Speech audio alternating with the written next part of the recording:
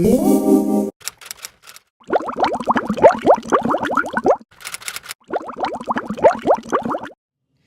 so I'm going to have you come along with me as I make this recipe that, again, is in a kit from Wholesale Supplies Plus. I thought it would be fun to do some of these both for YouTube and to offer things to my Facebook group during their sale and some local events. So I'm going to double this recipe for right now, and I've decided I'm going to use the bunny molds, and then I'm also going to use some of my lotus flower molds and see how they work, but I only want to use one of those right now until I know it'll work. This isn't silicone, so I haven't put bath bombs into anything that's not silicone. So I've got my gloves on, I have my hairnet and my mask, all of my things that I need. Got the mask pulled up a little bit so you can actually understand me, and we'll get going. So it says 7 ounces of baking soda to the mix, and then 3.5 citric acid. So I'm going to just put my scale over here, tear it out. So we'll do 14 ounces of baking soda because I believe this is intended just to fill the bunny mold, and I want to do a bunny mold and the lotus flowers for each color. So we're going to do 14 ounces, and this bag is 16 ounces, so I'll have a little left over. When you're working with 14. When you're working with citric acid, you want to make sure you have a mask on because, so I'm going to pull my mask back up here. It does tend to dust and it'll get in your throat, and it's just good practice to have a mask on anyway when you're working with these things. Hairnet, glove, mask. And I like that they include all of those things in there. Okay, citric acid, we're going to double this, so 7 ounces. So basically it's kind of a 2-to-1 ratio when you work with bath bombs in general with the baking soda to the citric acid. So I'm doing about 7 ounces.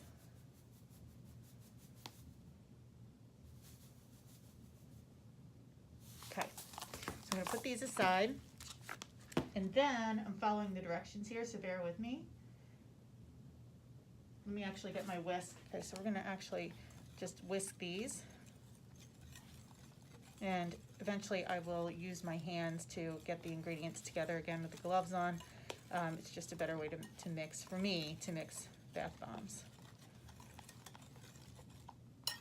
Okay, tear that out again.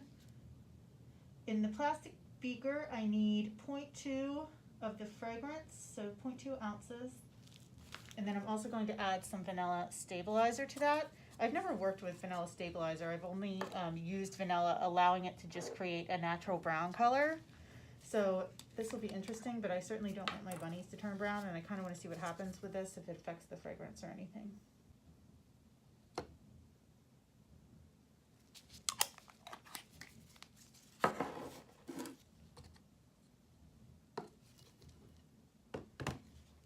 Okay, so I'm coming back to do the arrowroot powder. So to the baking soda and the citric acid, I want to add arrowroot powder, and this is something I don't usually add to my bath bomb, so it'll be interesting to see what the difference is here.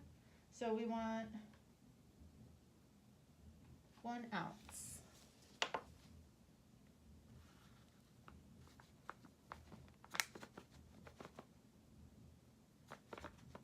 Okay.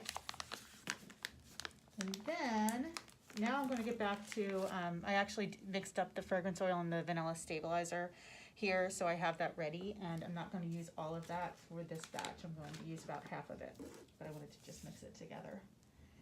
Okay, so now we have to add the fragrance mixture to the powders and quickly blend those in so that we don't get any fizzing occurring. We don't want to activate the bath bombs with the liquid. And then we're going to add Shea 50, and the Shea 50 is going to add just the nice kind of butter to it, but it's liquid, so that'll be interesting too. Okay, so what I'm going to do, I just want to read through here and see where I am with this. Okay, and then everything else will be just the color, and I'm going to spray it with witch hazel. Let me go ahead and do this. Make sure the arrowroot is mixed. But I'm going to go ahead and spritz it like I do my bath bombs with some witch hazel to make sure we get that wet sand. I'm gonna pull this down a little bit here.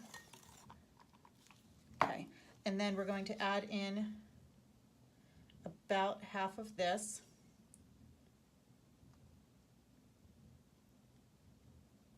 Good. To the mixture, and I'll just go ahead and use the whisk for right now, but I am going to get in there with my hands shortly.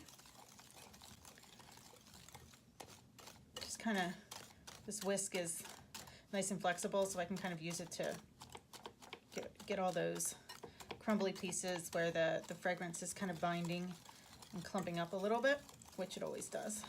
So we'll get the rest with our hands.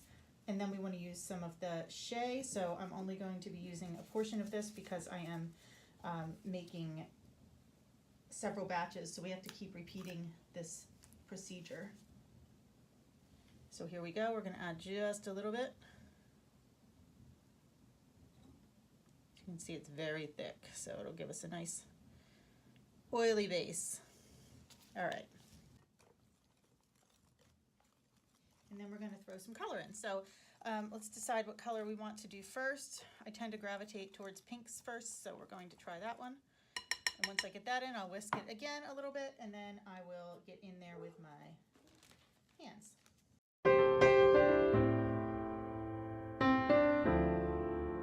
This is turning a really nice pink, and I want them to be really pale, like a nice, kind of a cotton candy pink, I guess. And that's exactly the color I'm getting. So after you've been doing this for a little while, I think just intuitively you know how many drops of color, how many spoonfuls of color. Of course, we always have to play with it, but it's always better to have to add something than decide you needed to take away and you can't. So this is a perfect pink. This is exactly what I wanted. I do want to hit it with some witch hazel. So according to the recipe, I don't see that you need anything like that, but and you can see that it is kind of, you know, holding together, but it's certainly not holding together the way I would prefer it to hold together. They're gonna crack if I leave it like this, I believe. So we'll hit it with some witch hazel, and I don't think it's gonna take very much. And then we'll put them in the molds. And again, you want to be quick and not use too much of the witch hazel, because you can activate the bath bomb mixture and you'll end up having it fizzy, or you can have it too wet and then they'll start kind of growing out of the molds. All of those things are things you do not want. So again, this is a kit that I'm working with, and I'm just doing it as a fun thing for my Facebook group for Easter and for a local event I also have this week with customers. So kind of a wine Wednesday. And one of my stores requested some, so that's why I'm making extra. But basically this is kind of one of those treats you get at a discounted price, and something especially for them in the group. All right, we're almost there. Bath bombs are not that hard to make. I hear a lot about people having difficulty with them. You just have to be patient, add things in a little bit at a time, know how much to spray and not spray. I like mine to be really hard, and I don't want them to fall apart. So I have to use quite a bit of the witch hazel. However, I have to do it only a couple of squirts at a time. Here's what we're gonna do. I'm gonna do this the easy way, the messy way, but the easy way. I'm gonna hold up the mold, and I'm just gonna start packing it in, and then I'm gonna let it fall right back down. This is a super cute bunny mold. These are gonna be adorable and perfect for Easter baskets.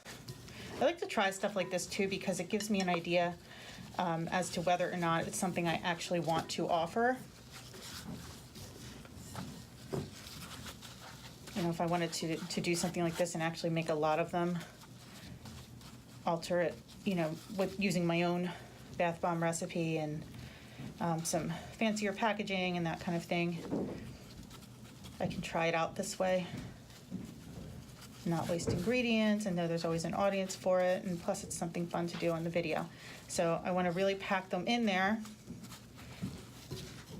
and you can see I'm just kind of holding the mold and putting it in there, and then what I'll do is just take the excess off the top. Easy. So now we'll see how many we can get of the lotus flowers, and I think that'll be kind of a cute, I was thinking of like doing eggs or something, but I really didn't want to buy anything else. I figured I would just use what I had, and what I have is lotus flowers. And bunnies and flowers, I think, are cute for Easter. So we're gonna let these sit. They have to sit at least a couple of hours. I usually let them sit overnight, but